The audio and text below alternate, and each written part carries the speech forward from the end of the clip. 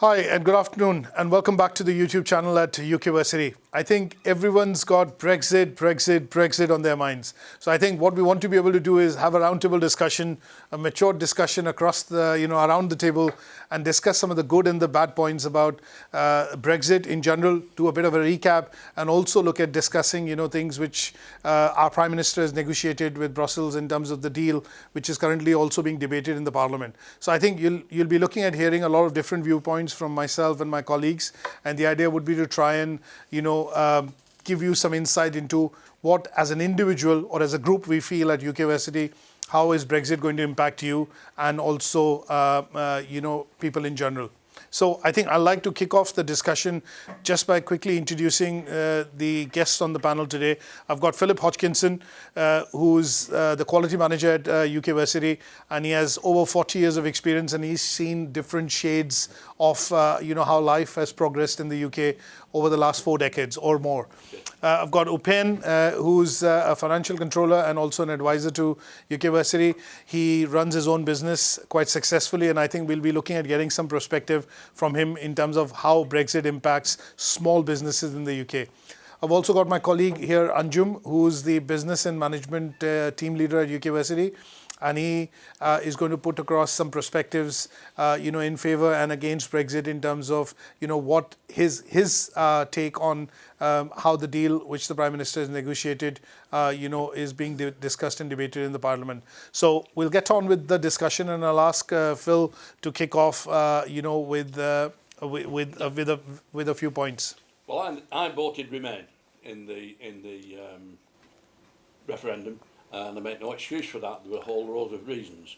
There was completely no information as to what it was going to happen, what it was about, what it would affect, who it would affect, and none of this was brought out. All this is now being discussed at this stage, way after it should have been done, and so therefore you've still got people with entrenched views who won't change them because they won't change them, not because there's any change in the information, and you've got plenty of people that wanted to change their view because they've now got information that they didn't have at the time. Now, this is where the second vote push has come from. Now, at the moment, the government that's in has come up with a deal that is, for me, totally unacceptable, in that it leaves us in a worse position than staying in.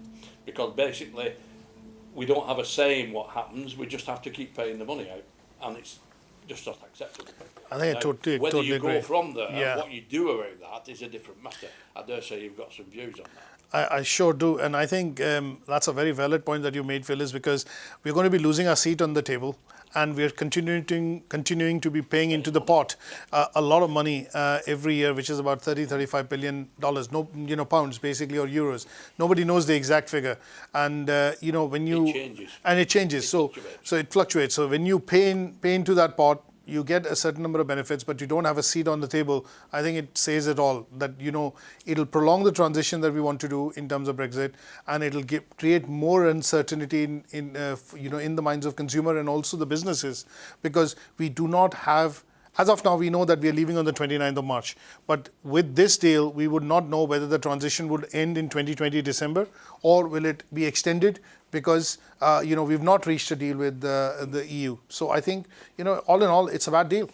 And there's no case on borders either. They've still not agreed what they're going to do with deferred what they're going to do about the backstop in Ireland. Yeah. And it's not. There's no information about it. Again, sadly lacking before anything happens. Yeah. Every change, let me tell you, is uncertain in any part of life, and this is one of those things. People aren't sure. Especially when the vote took place, it was just a 52%, 48%. There should have been a clear majority at that time, which wasn't considered, and the country went ahead with doing what it has to do, or the government went ahead and did. And that is why we are in the position we are in today. Because, quite frankly, it should have been done in the same way as when we have a voting system for clear majority in Parliament for a ruling party, and we have like a hung parliament situation. This is like a hung decision, basically. Yeah, but you get that situation because of the voting system that we have. It's not technically democratic. Yeah, that's We cute have as well. first past the post, and they gain a number of seats. It depends. The actual total vote, they may have less of it, but they still win in Parliament because they've got more seats. There's a big argument being put forward now for proportional representation, Yeah. which most of Europe uses and quite a lot of other countries as well. And that would stop this happening. If you think about it, the system also disenfranchises a lot of people who vote for Green or whatever and don't get a seat. Yeah. That then, as a percentage, everybody would get representation. Totally agree. Yeah. So that would stop this one party being able to push through questionable legislation without any real defence. They would then have to negotiate with the other parties to actually put stuff through, so that there would then be a cohesion between the group. And this is what we've not got, and this is the biggest problem. I think the other thing that I would point out is, what is the view from our students or learners' point of view? I know there is this comes up often in terms of a discussion or a debate when we are delivering sessions. Yes, especially when we are delivering, maybe different legislation will change. Those are really we need to embed in our lessons as well. Sure. Due to the Brexit, when we are making our own legislation, so those legislation really we need to reflect in our teaching and learning environment as well. So Brexit is not really in terms of the trading perspective. It's also in terms of the teaching and learning perspective. It won't make no difference. We make our own rules on teaching through the education department. Europe doesn't really have a say on that side at all. It's purely on the trade side. There were a lot of misinformation put out about it'll stop all this immigration, it'll do this, it'll do that. All it did, in actual fact, was stop genuine people that have come here to work from Europe actually taking those jobs up. They're now going back in droves, and parts of industry now are struggling for labour. Decent manpower, yeah. Because absolutely. a lot of the problem has been, because of the switch from manufacturing in the UK in the last 30, 40 years, much of the training that was going on at the time is no longer going on. And there are skills that have been lost, and there will have to be, if we break away from Europe altogether, those will have to be retrained. We'll have to rebuild the manufacturing industry, and that was going to take a generation. Absolutely. I think so. In terms of the education business will be more, because of course we have to train more people now. Yes, exactly. Yeah. One of the things that most of my learners, students, are younger than me, and a lot of them are against Brexit because it's going to affect them more than it's not going to affect me, probably, hardly. I think that's a fair point. And a lot of the younger end didn't get a say anyway, and those are the ones that are going to be mainly affected. I think that's a fair say, that when we see this point that a lot of younger generation raising that we didn't get to vote on the referendum, and why we are still exiting Europe, or we are still having Brexit. I think that's a fair point, but there is no definitive answer for that, because referendum has happened, we've got the result, and we are leaving the EU.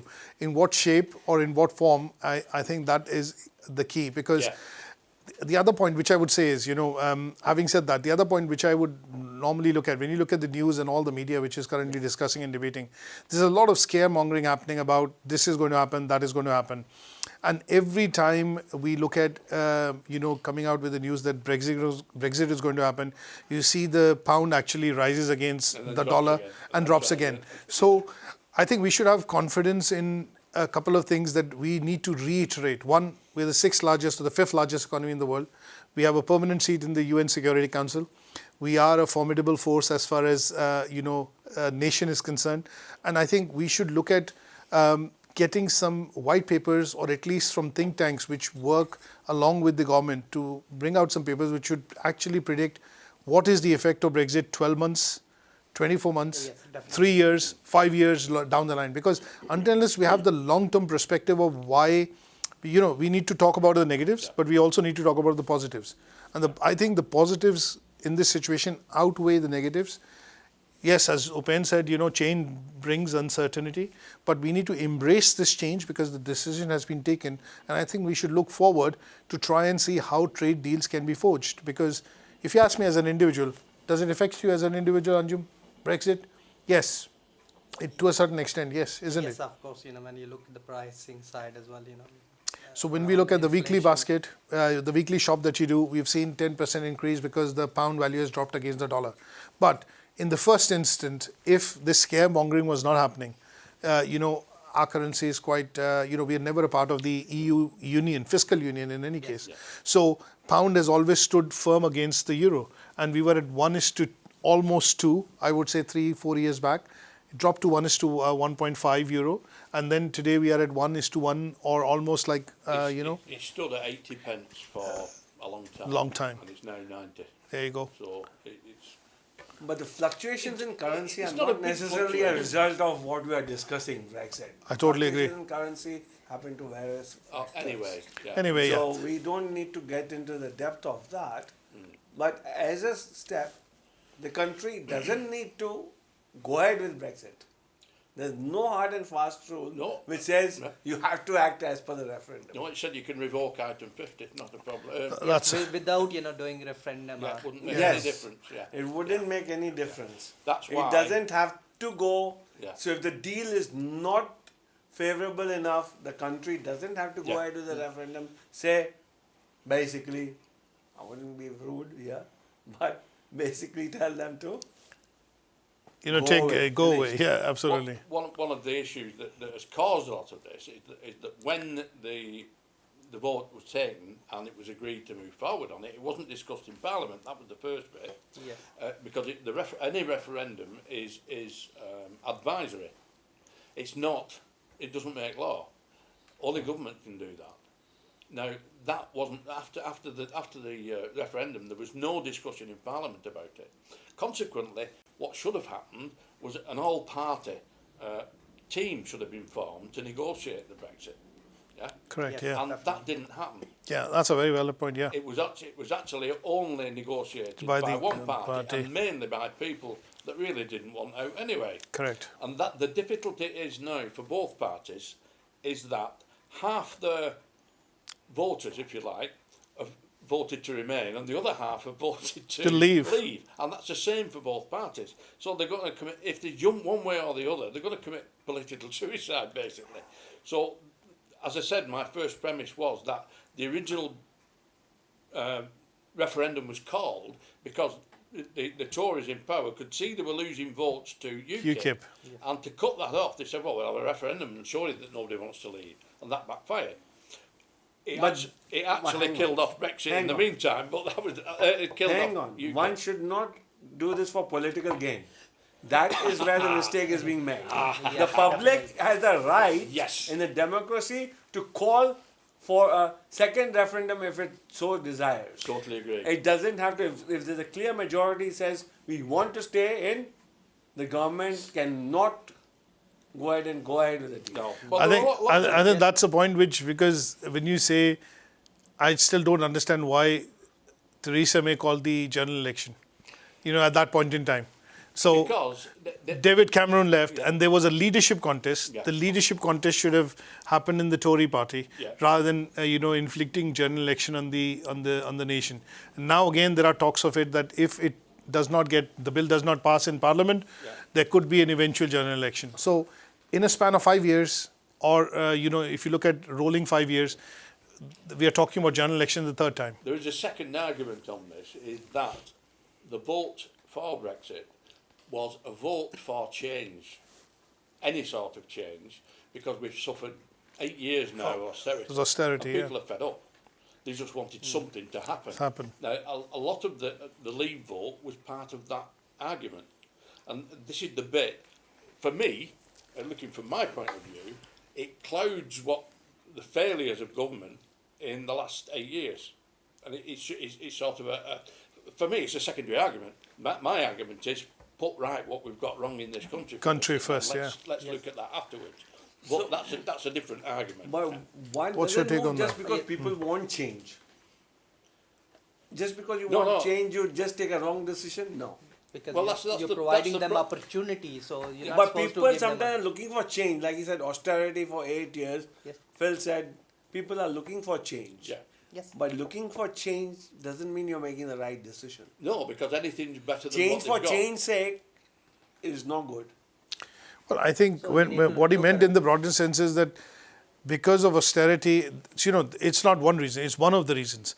Because of austerity, because of, immigration, because of other rules and regulations which have kind of, seeded that we send a lot of money abroad rather than spending that money in the country for development of infrastructure or, investment elsewhere, was the reason why, this change was, this Brexit, let's put it this way, Brexit was done. So 3 reasons which people looked at. One, the political instability or, things of which the institution is EU. Second, they wanted control of their borders.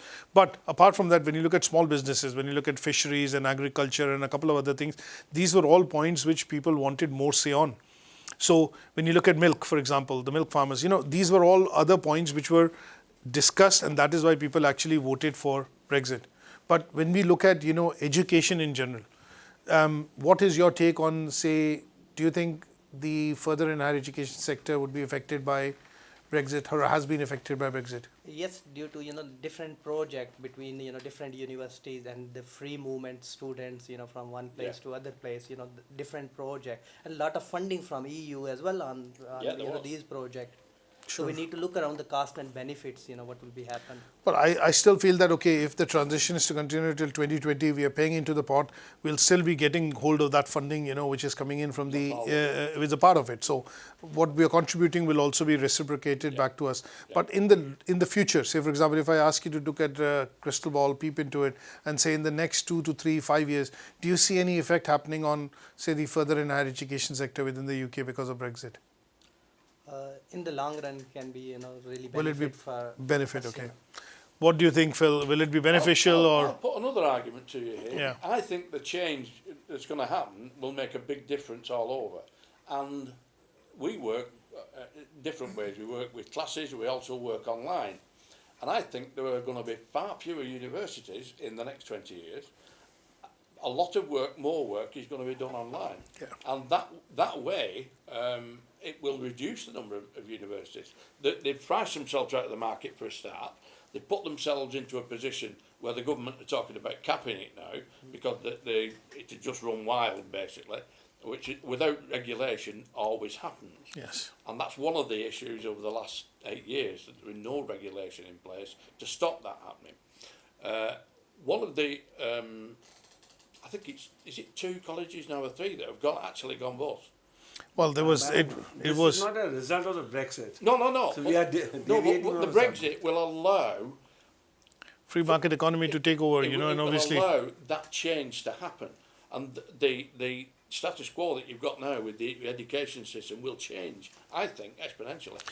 Well, one of the points that I will quickly make is because what he said is people were striving or looking for change because the now Prime Minister was the former Home Secretary. And if you look at the international side of the market, why the universities are struggling and some of the FE colleges are struggling, is that they are dependent on a lot of international revenue or income, which comes from revenue income, which actually comes from international students. And that side of the market, has taken a nosedive in the last 6 years. So The visa system was changed over 100 times inside 12 months. So, the regulations. so in that context, all these are smaller parts of the bigger puzzle, which has led to, everybody saying, okay, let's look at Brexit, let's look at change. And I think, if you ask me honestly, if they look at coming out with a new system, a point-based system or whatever it is, and that is long overdue. If you look at, there was a change which was brought across in 2009 when they introduced the caste-based system. Yes. Then it became Tier 4, and it's been long overdue. So we've had this curtailed in 2012, 2013, 14, and we are in 2019 now. So we are looking at a new system being introduced. Going out would mean that we look outwards towards countries wherein our education is in demand. We can be a flag bearer of British education, and obviously in those countries is where we will have the students which will come into and study within our universities. Online education is definitely going to grow. Yeah. There is no doubt about that. Yeah. And I think that's something which is a unanimous decision across the table that, this is going to grow. But, we need to look at favorable policies, checks and measures being brought in so that this sector is also regulated. Yes, of course, keeping in view of the quality of education. Yeah. Totally agree. Yeah. One of the things that people will not have to get a visa to come into UK to study. They'll be able to study online. They'll be able to get quality education up to degree level, yeah, purely by logging on. Absolutely. And that's going to make a hell of A lot of difference difference. to the whole industry. I think if you go back to about 10 years, the total value of the students coming in was something like 40 billion a year, because it's not just the fees they pay, it's the subsistence while they're here. Cost all another. that money goes back into the economy. And so it was a mistake, if you like, to make those restrictions so that it curtailed it so seriously as to drop the actual government's income from the money that's spent here for the students that come. So it was it was probably, I think, a mistake. So let's do a quick vote to end our discussion. And I think I've had a lot of members have made valuable contributions. I hope this discussion has brought some insight into what we are looking at two sides of the coin here. The first side, everybody's talking about Brexit and the deal which the Prime Minister has got on the table, but nobody's looking at a no-deal scenario wherein if we do not take this deal, what is on the table? What is the the deal on that side, and how would Brexit look if we had no deal? So I think in general we need to look at having that message also go across to the key bodies, the government, to be able to try and start putting out some reports which basically help businesses and in general individuals decipher that if we don't have a deal, it's not a big deal. We will still survive. Yeah? Yeah. Okay? Yeah. And from this roundtable today, we'll also like to take the opportunity to wish you a very Merry Christmas and a Happy New Year.